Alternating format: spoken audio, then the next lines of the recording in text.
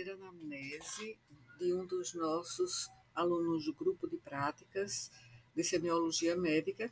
É a terceira anamnese, que tem como queixa principal de um paciente de 45 anos, comerciante, branco, católico, natural e procedente de Recife.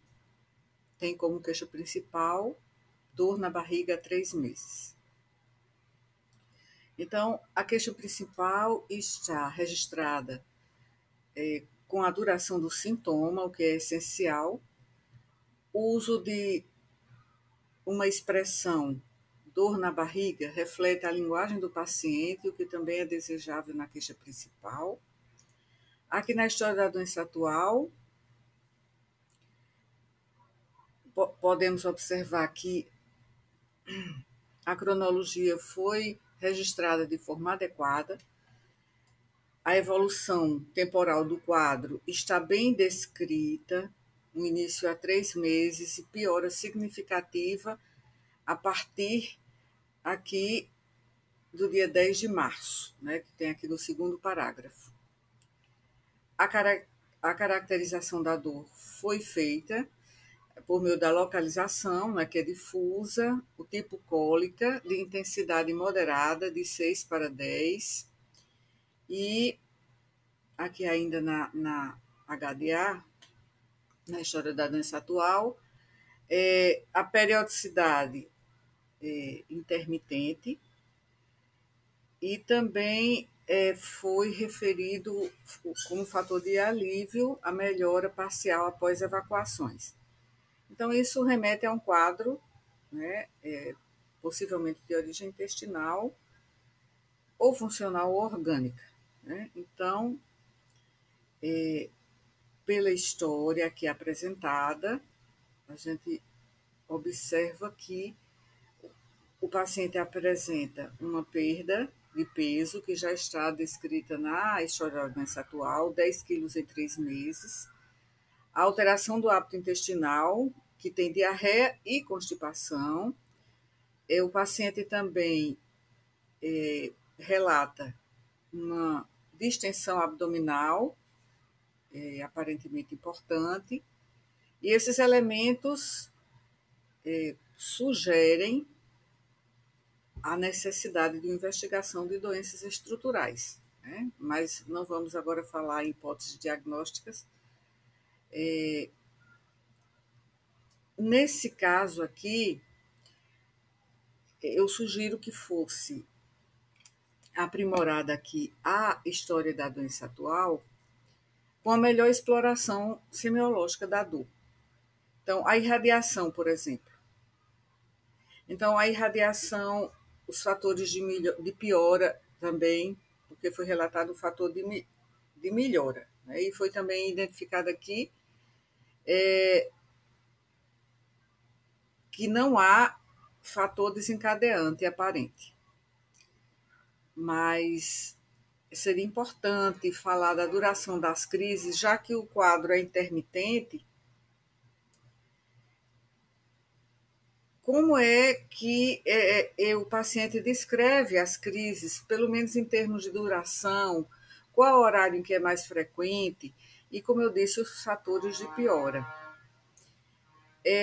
Aqui é importante também acrescentar um aspecto que está no contexto de uma sintomatologia associada provavelmente ao sistema digestivo, que é a relação com a alimentação.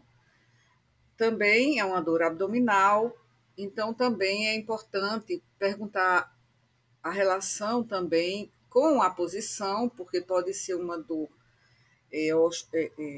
músculo-esquelética, se bem que não tem as características de dor músculo-esquelética, mas é importante perguntar a relação da dor. No caso de abdominal, a gente pergunta também a relação com a posição, a relação com a micção, e no caso, trata-se de um homem, né? Então aí não é necessário perguntar sobre questões especificamente relacionadas ao sistema genital, que na mulher seria importante. E é importante aqui, já que se trata de uma dor abdominal, com distensão abdominal também, seria importante falar da frequência das evacuações. Como estão as evacuações?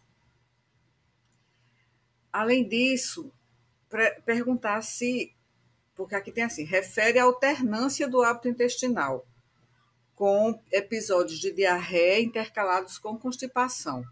Mas é preciso especificar. Vocês lembrem que eu falei de objetividade e a maior precisão possível na descrição do sintoma que é a queixa principal. Então, como percebe-se que está relacionado, né, o abdômen, com distensão abdominal, relacionado com o hábito intestinal, então perguntar aí especificamente, colocar a frequência das evacuações, se tem presença de sangue ou muco, qual a cor das fezes. Então, seria importante, porque está diretamente relacionada ao trato digestivo. Então, aqui já foi relatado, né, um sinal sistêmico, que é a associação que tem com a perda, pelo menos está simultânea à ocorrência de uma perda de peso significativa, né, de 10 quilos em 10 meses. Mas quando você coloca aqui, refere à alternância do hábito intestinal com episódios de diarreia intercalados com constipação, então é preciso dizer com quantos episódios têm ocorrido recentemente, aqui como tem mencionado, que começou, não é? Que ele deu entrada no dia 18 de março e que nas semanas que antecederam a internação, principalmente a partir do dia 10 de março, aí ele relatou uma piora importante desse quadro. Mas essas características faltaram, que é preciso colocar. É muito importante essa precisão. Se é um quadro intermitente, qual é a duração das crises e a duração em que o paciente relata que não sente a dor, e também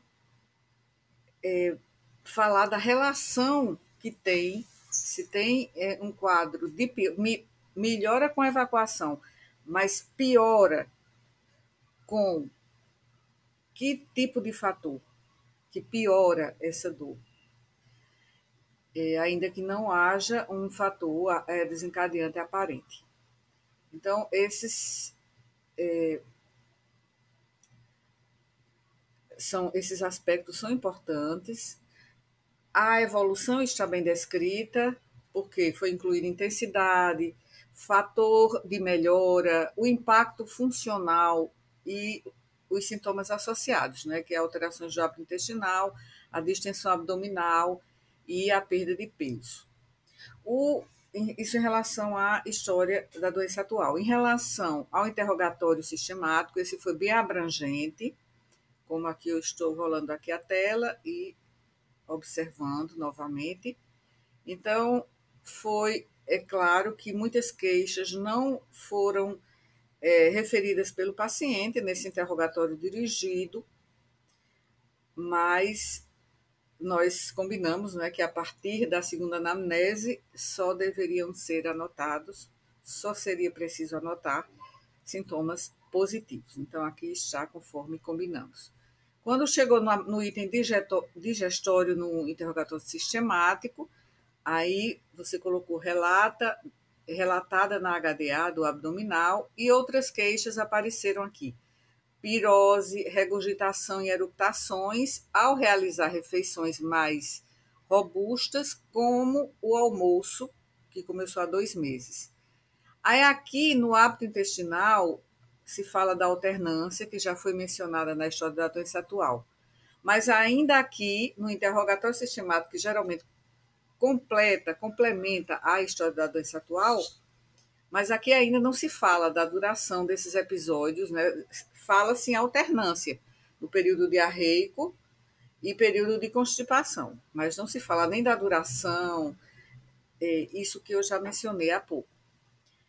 Aqui os antecedentes pessoais, tanto fisiológicos quanto patológicos, estão bem estruturados, inclui informações, né, sobre as doenças prévias, hábitos de vida e histórico familiar, que é fundamental para o entendimento do que o paciente traz, né, como narrativa. Aqui também eu já estou considerando antecedentes sociais, né, que tem toda a história dos hábitos, tabagismo, etilismo, né, que o paciente nega, a questão de estresse familiar, preocupação, né, por causa da perda de renda, já que o paciente não está trabalhando, aqui o nível de escolaridade do paciente, onde é que ele mora, na cidade de Recife. Agora, veja, um ponto aqui foi mencionado, o etilismo, mas a gente não pode registrar etilismo social leve na juventude. Então, quando a gente fala de consumo de álcool, é preciso dizer quanto. Leve pode ser leve para ele que está dizendo, está referindo, mas na realidade, se avaliado de forma objetivamente, esse dado pode não ser leve como se fala, como ele disse que você registrou. E cessou o etilismo há 5 anos, então é preciso detalhar mais essa informação. Então, esses são esses aspectos. Agora, do exame físico, aqui, né? Faltou colocar o item exame físico, porque o primeiro item foi a anamnese, como a gente viu aqui, né? A identificação, mas lá acima tem, a gente coloca digamos assim, essa organização, né? Primeiro, anamnese. Aí depois, quando começa o exame físico, a gente não começa com ectoscopia, a gente começa com exame físico. Aí, primeira parte, ectoscopia, tá? Então, colocar exame físico aqui ao terminar a anamnese para começar o exame físico. Aqui, a ectoscopia está também bem descrita, bem detalhada.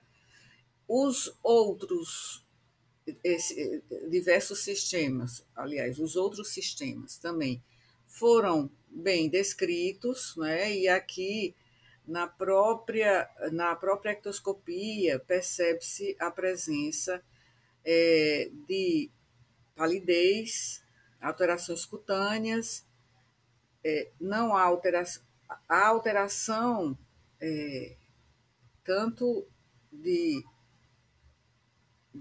no caso,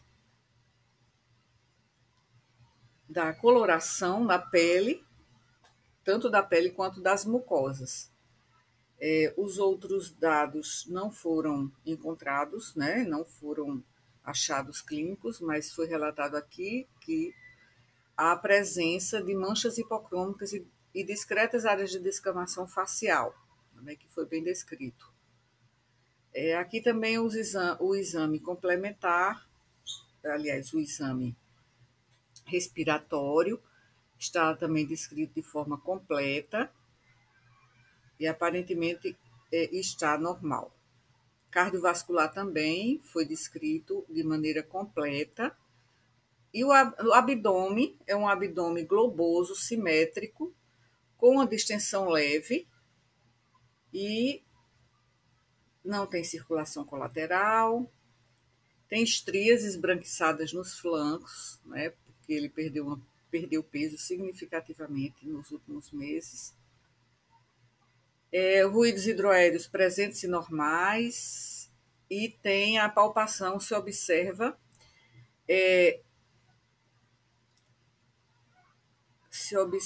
a palpação que não há esplenomegalia nem hepatomegalia. Então, é normal a palpação, além dessa distensão leve do abdômen, e o fígado está, veja, aqui, quando se menciona percussão timpânica difusa sem maciez anormal. Aí depois se registra fígado palpável a 2 centímetros abaixo da reborda costal direita, com borda regular e indolor. É a percussão junto com a palpação. Mas seria bom separar aqui para ficar mais organizado. Não tem a presença de tumorações, nem de abaulamentos, Bloomberg negativo e a punhopercussão lombar negativa bilateralmente. Então, aqui faltou a descrição, porque é a terceira anamnese, então ainda não tem urinário. Muito bem. Então, eu vou só fazer uma sinopse, né? Então, os aspectos presentes e que foram bem descritos, né? A registro da queixa principal, com o tempo de evolução, a queixa está clara, bem descrita, né? Com as palavras do paciente. Tem uma boa organização cronológica da história da doença atual. Então, essa evolução foi relatada com clareza. A caracterização inicial da dor foi, já como eu já descrevi, faltando a identificação de algumas características importantes da dor. Né? Vocês lembram que é o decálogo, são 10 características da dor. E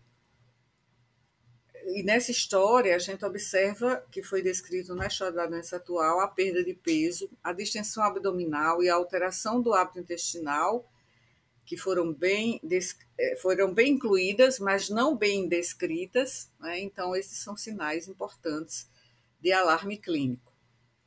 E também a sensibilidade, né, ao impacto biopsicossocial do padecimento do paciente, ao se registrar, né, a preocupação de se perguntar sobre a sua funcionalidade e renda familiar, que foi bem, digamos assim, observada e mostrando uma compreensão integral, né, do sofrimento do paciente.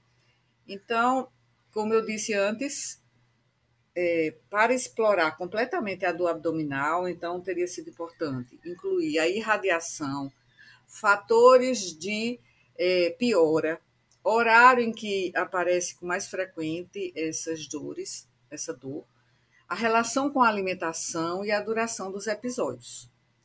O detalhamento do hábito intestinal é importante sempre quando a queixa é uma queixa relacionada ao abdômen, quantificar as evacuações, descrever o aspecto das fezes e investigar sinais de alarme nessas fezes, que seriam muco, sangue, urgência evacuatória, por exemplo. Né? Vocês estudaram semiologia do sistema digestivo, né? E eu sei que vocês viram essas questões.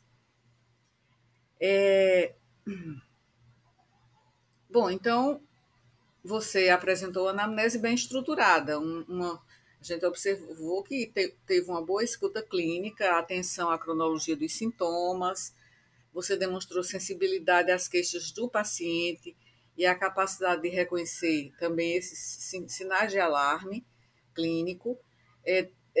Teve, na verdade, a gente observa a escassez de aprofundamento da caracterização semiológica, principalmente em torno da dor e do hábito intestinal. Então, poderia ser enriquecida essa história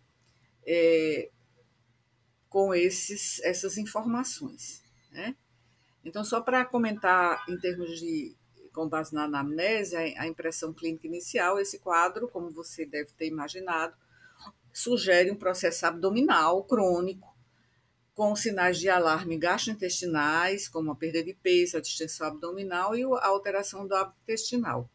A dor, né, do tipo cólica, que melhora com a evacuação, sugere origem intestinal, mas a evolução progressiva e a perda de peso levam à suspeita de causas orgânicas, como obstrução intestinal parcial, uma doença inflamatória intestinal ou mesmo uma neoplasia coloretal. Então, assim termina esse feedback, que não pude fazê-lo presencialmente. Então, a avaliação eu vou colocar à parte. Então, até a próxima.